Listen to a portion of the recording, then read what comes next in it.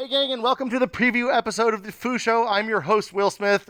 We will be here, later this summer, every week with interesting folks who make TV, movies, video games, a whole lot more cool stuff. But first, our very first guest for our very first show, dear friends of mine, John Vanneman, Jake Rodkin from Campo Santo. Welcome to the show, guys. Hey, Will. Thanks for having us. This is amazing. Happy to be in your cyber realm. We've made like this weird, kind of terrifying version of Max Headroom. It's really nice. Yeah, nice. it's much more. I could be here for a while. I feel good here. First, we should explain what Firewatch is. Yes. Oh, we should. Jake. So, Firewatch is... Oh, man, where do I start? Firewatch is a first-person Yes. story-based video game. You play as a man named Henry, whose life kind of takes some bad turns, and he takes a job out as a fire lookout, where you work in a fire lookout tower. He's working out in the Shoshone Wilderness in Wyoming. In Firewatch, you're...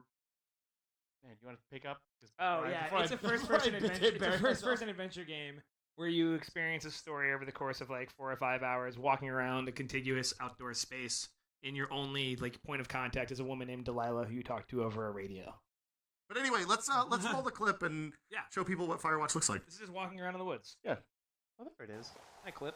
Oh my gosh, there it is. I thought about just actually putting a fireplace with some logs and some fire in here. Still could. There's still time. You're right. Yeah. So Henry's he's been out in the woods. He's done some Firewatch Tower stuff. He ends up getting kind of roped into some stuff that I wouldn't expect a guy who's in a watchtower.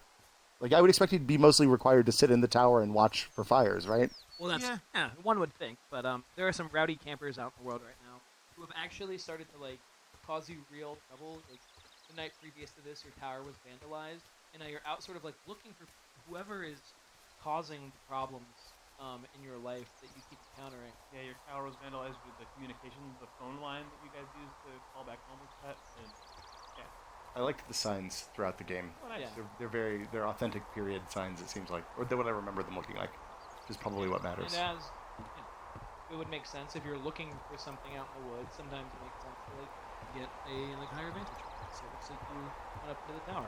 Very wise. Very wise. Well, one of the things I love about this game is you actually have to look at the sky. Like, the sky is an important I have eyes on that smoke when you're walking around. Great. So Find here your way there's a over pillar there of smoke, and but give you use the sun and stuff as reference when you're walking around, which is pretty Check fun. out the sky. Yeah. Hey, look, man, it's some sky. Check out this sky. Do you like my slow pan on the PS4 controller? Really nice. Very, Yeah. very really clean, smooth. Very smooth. I was Smooth as keeping it as clean as I could. So now Yeah. we've gone in the tower. What do you say we jump over into the tower? Show us this tower. You can see the inside of the tower. We're so excited to go into the tower. Explode our brains. Right You're gonna now. love the tower. Let's do this. Okay, guys, welcome to your tower. Wow. Ooh. This is actually really awesome. So the first thing I noticed when we loaded this up, you guys were kind enough to give us a hard drive full of basically your video game, which we then brought over into our FOO thing. And the first thing we noticed is that everything seems really big compared to how it felt in the game. Oh, you mean like the actual the amount of square footage? This is actually the tower in Firewatch is luxurious compared to a real lookout tower, because in a regular first-person video game, you have a bulky, basically your character's encased in a gigantic transparent pill. Uh-huh. But now in VR it feels like the most this would be a desirable fire lookout tower. It's this I would come in here in real life. I would come here, go camping, bring the family, maybe sit down, do a little bit, work on my novel, Right. So you can pick stuff up if you reach out and grab stuff and squeeze the trigger. This goes for you guys at home too, or if you're on the Oculus, you can head point at something and grab it with the A button on your controller. You can pick it up and look at it, kind of turn it around, see what it looks like, hold it up, explore the clip planes. Sean, you should try the pine cone. Oh, where's that pine cone? Hold that pine cone up to You your can grab it face. from my hand. We can make copies. Oh man, look at that! What a perfect pine cone. Ooh. I have something that I need to show you, Will. Okay. There you go. Hey, Forrest Burns. Oh my gosh, this is. Sean, you want one? I should probably take one of those. There you go. Yeah. Good. Oh man, this is just Hey, look, guys. I'm the Forrest Bird. you are. Oh, you no. were fired. You were fired. Get out. Unacceptable. Let's talk.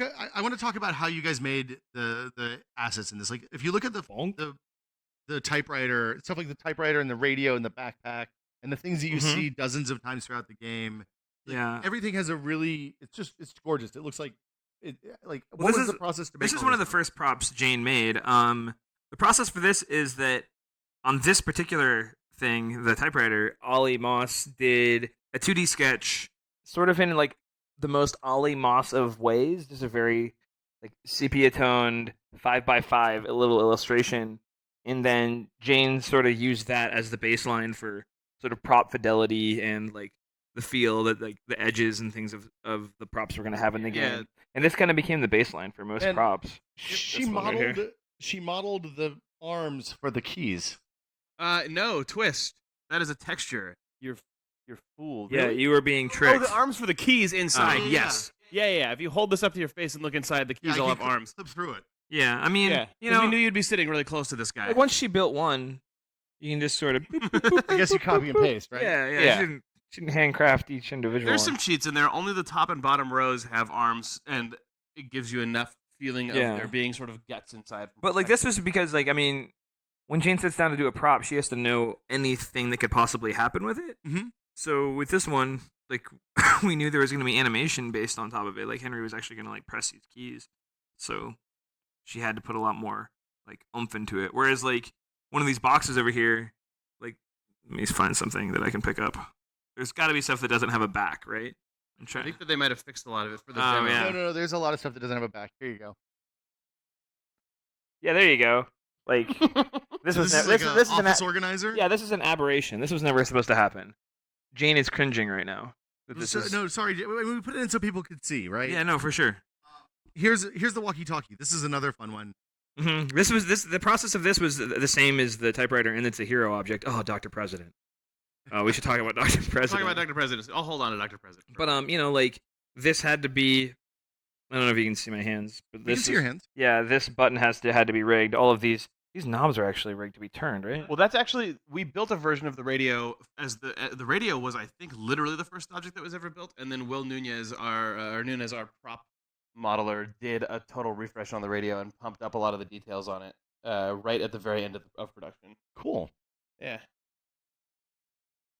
Okay, so let's talk about labels. Dr. President, there's a bunch of magazines over here. Let me I've grab got a it. Let me copy get of it. Dangerous Hunks Dangerous Hunks. and Yeah. Teen Zone. I like that they're both, if you look at them from behind, they're mirrored. Yeah, Oh, that's yeah. all. They have the Japanese cover on the back there. Oh, nice. Yeah. Nice. Oh, let's get the black band here. How much time you guys just spent? So, if you're playing the game, a lot of this stuff is just in the environment. You find it in lock boxes, stuff like that throughout the game. Or just like this is just set dressing. Right. It sits over in that corner in the Dr. game. President's just over there. But yeah. like you don't pick it up in the game normally. But like you guys spent time writing copy for like an Yeah. insane amount of stuff. We sort of have a process. Ollie does like the cover design. And then I write the copy normally, depending. There's a couple things I probably didn't write, but I wrote all these books. The Singular Mind by Dr. Jonas Allard. Yeah, I mean, we kind of workshop that stuff, right? We're all in Slack talking about what it should be. Ollie does a sketch. We sort of get the major goofs down, and then I go and I actually like make it real. I love the Richard Sturgeon books. There's a series. I think they all have a number or something in them. Is that right? Yeah, they all have a Yes. number of the titles. This is 6 Feet Down Under. So it's, Yeah, I've got One Chance to Die, The Fourth Estate. There's Terminal 7. so then the best part is that 10 to they have a 1. common scheme, except Terminal 7 Of course. is the major motion picture. So it has the garbage movie Right, version. which Yeah, would well, drive you crazy as a collector, right? Yeah, Yeah. it's great. It's totally, we're going for the Harrison Ford era Tom Clancy, where just one random Clancy book got picked up into a But movie. a little bit of inside, I don't know, inside baseball is that in these Dick Sturgeon novels, or Richard Sturgeon, I should say, the main detective Neil Black is actually our lawyer. Oh, Neil- really? Yeah, Neil Black is our attorney. What? And his which one of these he's got his like his nemesis is another guy named Don Carl, who's our other lawyer. So, yeah. Dueling attorneys? Yeah, I mean, in real, that's not the fiction of these books. They're just detectives and criminals. Gosh. But this stuff was really fun to write. I did all of this in an afternoon. It was just like a really fun afternoon. Yeah, a lot. I mean, it's an opportunity to kind of stretch your legs and write stuff that's intentionally hokey or campy. Well, you can write or you can salesy write or- one thing and just never revisit it. Like I wrote a quote, I guess, on the back of this book that says, "We're living in a golden age of crime fiction, and Dick Sturgeon is King Midas." Andrew Wu, the Oakland Register. Like, I don't remember writing that, and like that's because I wrote it in literally 10 seconds and forgot about it. And it's really fun to come and see it later. Let's see. I had something else I wanted to talk about. Is it this jacket? So the jacket, like this is, it's just hanging. Why is it hanging there, Jake? The jacket, on the light switch, right? The jacket. Well, the light switch is actually over behind that my backpack. God.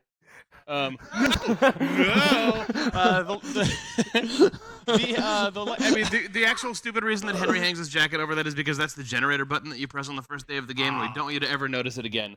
Oh man, look at this. This is lovely. I gave my love a cherry. That's really good. That's actually really well done. That's so fucking good. That's hilarious. Sean, I want you to go somewhere interesting. Oh, perhaps to Cottonwood Creek. Yes. This axe actually works so well. Oh yeah, just having it in your hand. Well, that's the thing we found when we built this is like having the props, even when they're not like rigged or physicsed or anything, are just fun. So I think by the time people see this, they'll like you'll be able to throw stuff a little bit and then it'll fade away. One sandwich, Jacob. All I've ever wanted is a sandwich. What's era appropriate? This is 85, so this would be like Jefferson Starship, probably. 89, so 89? You could be dealing with just Guns about N' anyone. Roses. Yeah. There's a whole Taylor Dane. Yeah. Paula Abdul. I don't think Paula Abdul was hot on the boombox circuit, but it's very nice. It's a good strum. Doing what I can. I wish I could put this on. I could put it on you if you turn around. Yeah, okay. But I can't affix it to you, unfortunately. I'm sorry. I've ruined you. Goodbye, Will. Oh, am I embedded? No. Okay. There you go. There you go. I'm gonna take some notes while you guys are doing this. Oh, it's fun that you can actually like see the Henry's journal pages. Oh yeah, you can read them. Oh yeah. And if you're looking at it from the other side, it says back on the back. I'm just taking notes for the post interview. Good. It works so well. It's hilarious. Let's see. Other stuff is, I know that you guys spent here's a fun one. Yeah, you found that. I did. Here, Sean. Taking a picture of Jake, taking a picture of Sean. Sean is just picking up weaponry, I think. There's a lot of dangerous stuff in here. This lantern. There's definitely some dangerous hunks. Tame your hunk. That's Ollie. If people want to know about like what goes into making this stuff, you guys have a ton of good blog posts on the Campo blog, which is blog.camposanto.com. Yes. We try to keep that up as. Also, actually, it's either on our Twitch archive or our YouTube archive. I'll make sure it's on YouTube. Mm-hmm. But when Jane modeled that kerosene lamp as well as a camp stove and a bunch of other supplies, she did a live stream of going from basically nothing to having that entire set dressed. So that whole process video is actually streamed in real time, and we can make sure that is visible to humans. So I actually watched the lantern video, and it was fascinating to see like go from basically a cylinder primitive to something that looks like a Goldman. Yeah, it's funny to watch people. I know, pretty good. Give me that. Oh. Watching people model, especially cylindrical objects like that, it almost looks like someone is spinning a pot, but in 3D. Yeah. It's very strange. It was really cool. If people want to learn how people who are really good at doing 3D modeling do it, then it's a great resource. Those videos. So the other thing that I have to say, like when we loaded this up the first time, the thing everybody noticed is how much of a real place the tower feels like. Mm-hmm. And I know you did a couple of blog posts about the actual manufacture, the construction of the tower. You guys went to a ton of towers in Wyoming and different parts of the country, and then also found some crazy reference material, right? Mm-hmm. Yep. Oh, here, check this out. I mean, I kind of said this. I was talking to you about this earlier, but I think didn't Jane originally build an inside of the lookout tower that did not feel correct, so she went back and just built it with only the lumber that you would be allowed to build it with if you were really in the Forest Service. The first version of this lookout tower was totally built video game style of just like, this seems right, and it was funky. And then she found an actual blueprint. We found an archive of blueprints of all the different lookout towers that the Forest Service, national parks, etc. have built. So we built it, like Sean said, out of 2x4s, out of all the official correct lumber cuts, and we built it to scale, and it looked incredibly real, and I bet in VR it would be perfect. But then we made it 1.5 times bigger than it would be, but still built it out of. Game. still built it out of all the real lumber sizes. There's just probably like 1 or 2 more windows on each wall than there would be on a regular lookout tower. I mean, or they're wider. so she actually constructed like the stairs and the frame and all that stuff out of Proper cut lumber, That's but just in 3D. And then she beat it all up after it was done. That's amazing. Whoa! It gives it a real sense of place, which I think is pretty neat. You guys do. You can actually go camp in some of these, right? Some of the old towers. Yes. Yeah, you can reserve a night in a lookout tower. I mean, probably not right now, thanks to you all. But I remember when I was a kid, there was a fire tower that was a few miles from my house, and it was one of the old steel frame ones that was 100 feet tall on top of a 1,500-foot mountain. Right. So when you climbed up to the top of that, because you could go all the way to the top before the gate, it felt like you were standing on top of the world. Right. Yep. You can see for miles and miles and miles as far as you go. It's incredible. They're magical places. Here's my favorite. Oh man. No, why does that? Wait, Why does the ground plane come? That makes no I sense. think it's because you needed the texture for the chips. Yes. I need those chips. Got everything. Secrets of video games revealed. Oh, we're all This is It's funny. I will say, Hold still. I don't wait, like I'm not this. going to do that because you're actually here now. yeah, you actually hit me in real life. be a real human killed, but killed by a controller and not by a pot. That's nice. It's funny because like it does this make. I've never been in the Vive with other people, and being in here with other people makes it actually like so much different. Well, it's just a neat thing to explore, right? You can show it to people, and just the mere act of picking up the boombox and saying, "Hey, did you see this cool thing on the back? There's a sticker that says I Heart Sky something." I Heart Sky texture unfinished because we didn't think people would ever really see the back this close. Well, you did the battery compartment, so There we go. Yeah. Got my buddy. I think that what happened there is that Jane built this and said, Ollie will probably paint the rest of that texture onto there. Sean, you're getting a little freaky over there with old Burns. Are you dancing with Burns? I was hugging him. I think a puppet show would be pretty good. I'm Forrest Burns. Oh, you are are Markiplier's on the this is stage. interesting. dancing around. Hi there. Yeah, just hiding. It's me. It's like, don't mind me. Hi there, park visitors. I like that Forrest Burns' only tool is a shovel. Yeah, but you can do a lot of damage with a shovel. That's true. So the next game, Forrest Burns is the bad guy. He's out hunting people, teens in the woods, and there we go. Yeah. You guys said exclusive reveal on the FOO Show. Yes. Our first exclusive. You guys said there was a story behind Mr. President, and then I think Dr. President? Dr. President? Here, I'll Dr. get him. President. I'll be very careful and go get him over here. Come here, Dr. President. Oh, well, so Dr. President, Rich Sommer. If you know what Rich Sommer, the actor who plays Henry, looks like, you will know that he is Dr. President. Yeah.